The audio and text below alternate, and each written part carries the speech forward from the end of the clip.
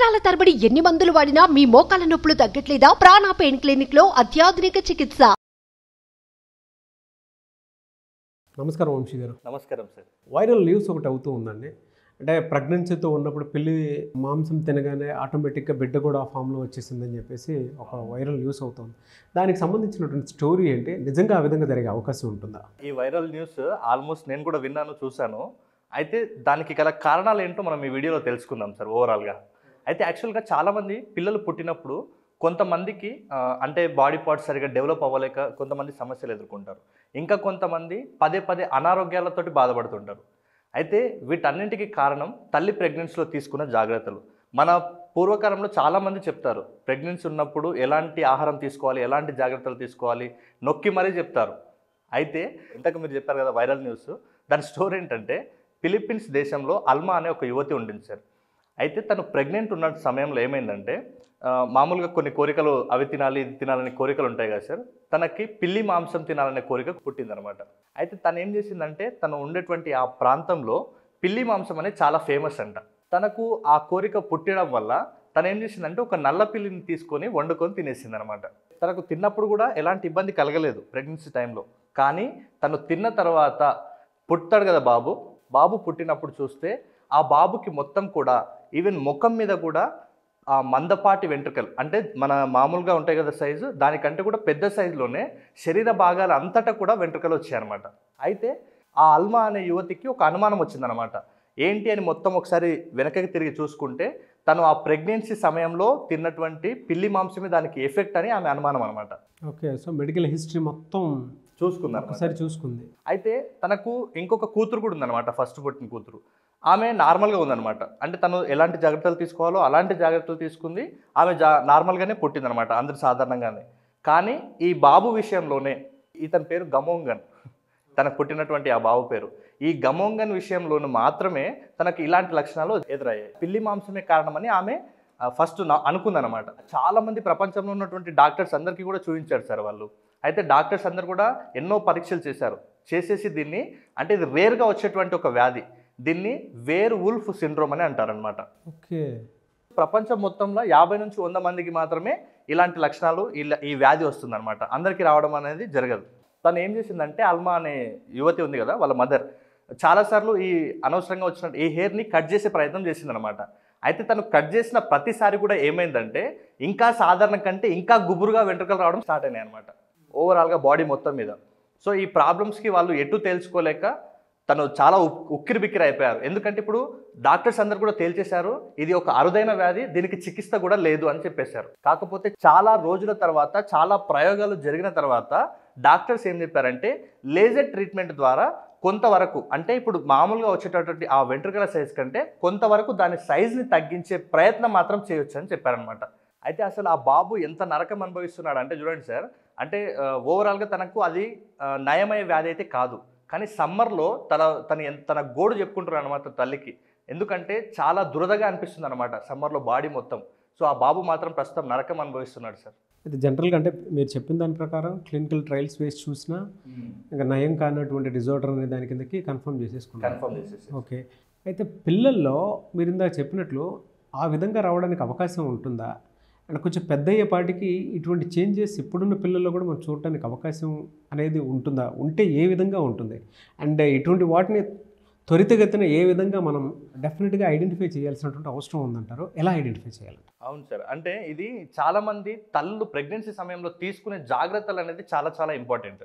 మనము ఇందాక ఒక వీడియో కూడా చేస్తాం, లెర్నింగ్ డిసబిలిటీస్కి కారణం తల్లి ప్రెగ్నెన్సీ సమయంలో తీసుకున్నటువంటి జాగ్రత్తలు చాలా కారణమవుతాయి.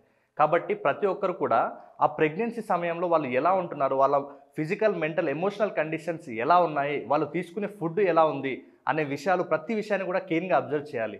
మీరు ప్రెగ్నెన్సీ సమయంలో తీసుకోవాలి అనుకున్నటువంటి ఆహార పదార్థాలు ఏదైతే మీకు కోరికలు ఉంటాయో వాటిని కొంతవరకు చూసుకోవాలి. అంటే ఆ లోపల ఉన్నటువంటి శిశువుకి ఏదైనా ప్రాబ్లం అవుతుందా, అంటే ఇప్పుడు ప్రాబ్లం అవుతుందా లేకుంటే తర్వాత ప్రాబ్లం అవుతుందా అనే విషయాన్ని కూడా ప్రతి పేరెంట్ అవేర్ కలిగి ఉండాలి. ఎందుకంటే శిశువు పుట్టిన వెంబడే ఏదైనా మానసిక వైకల్యాలు ఉన్నాయనేది అప్పుడే వెంటనే తెలియదు. కొంతమందికి 2 ఇయర్స్కి తెలుస్తుంది, కొంతమందికి 3 ఇయర్స్ తెలుస్తుంది, కొంతమందికి 5 ఇయర్స్, కొంతమందికి 8 ఇయర్స్ తర్వాత అప్పుడు మెల్లమెల్లగా అలాంటి లక్షణాలు కనిపిస్తుంటాయి. అంటే అది వాళ్ళ మాటల ప్రభావం వల్ల ఉండొచ్చు, లేదంటే వాళ్ళ బిహేవియర్ ప్రభావం వల్ల ఉండొచ్చు. వారి పూర్తి ప్రవర్తన అనేది కంప్లీట్గా మారిపోతుంటుంది. అప్పుడు మీకు అర్థమవుతుంది వాళ్ళు పడే నరకము మీరు కలలో కూడా ఊహించలేరు. అయితే ఇందాక మనం చూసాం కదా సార్ ఫిలిప్పీన్ స్టోరీ, అది శారీరకంగా ఉన్నటువంటి సమస్య అది. అయితే కొంతమంది విద్యార్థులకు తల్లులు ప్రెగ్నెన్సీలో చేసిన కొన్ని ఆహార పదార్థాలు తీసుకోకూడని ఆహార పదార్థాలు తీసుకున్నప్పుడు పిల్లల్లో కొంతకాలం తర్వాత బిహేవియర్ డిజార్డర్స్ వస్తుంటాయి అన్నమాట. అయితే ఆ బిహేవియర్ ప్రాబ్లమ్స్ ఎలా ఉంటాయంటే నేను కొన్ని చెప్తాను చూడండి. ఏడిహెచ్డి కానీ, లేదంటే బైపోలార్ డిజార్డర్ కానీ, నెక్స్ట్ స్కీజోఫ్రీనియా కానీ, ఆటిజం కానీ, ఇంటలెక్చువల్ డిజబిలిటీ కానీ, నెక్స్ట్ వచ్చేసి సెలెక్టివ్ మ్యూటిజం ఉంటుంది, నెక్స్ట్ వచ్చేసి బాడీ డిస్మాఫిక్ డిజార్డర్ కానీ, నెక్స్ట్ జెండర్ డిస్ఫోరియా కానీ, next paranoid personality disorder, next social anxiety disorder, OCD, PTSD, ఇలాంటి బిహేవియర్ ప్రాబ్లమ్స్ అనేటివి మనకు వయస్సు పెరిగే కొద్దీ పిల్లల్లో కనిపిస్తుంటాయి అన్నమాట.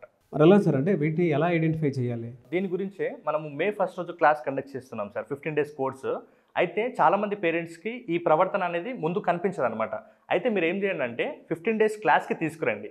మనం అక్కడ వాళ్ళ ప్రవర్తన, వాళ్ళు ఎలా చూస్తున్నారు, వాళ్ళ మాట తీరేంది, వాళ్ళ బిహేవియర్ ఏంది, మనం ఓవరాల్గా అబ్జర్వ్ చేస్తాం.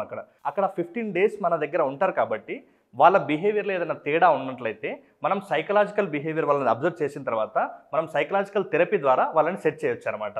కాబట్టి ఓవరాల్గా మీరు ఫస్ట్ చేయాల్సింది ఏంటంటే 15 days క్లాస్కి తీసుకురండి, వాళ్ళ బిహేవియర్ని ఫస్ట్ అబ్జర్వ్ చేద్దాం.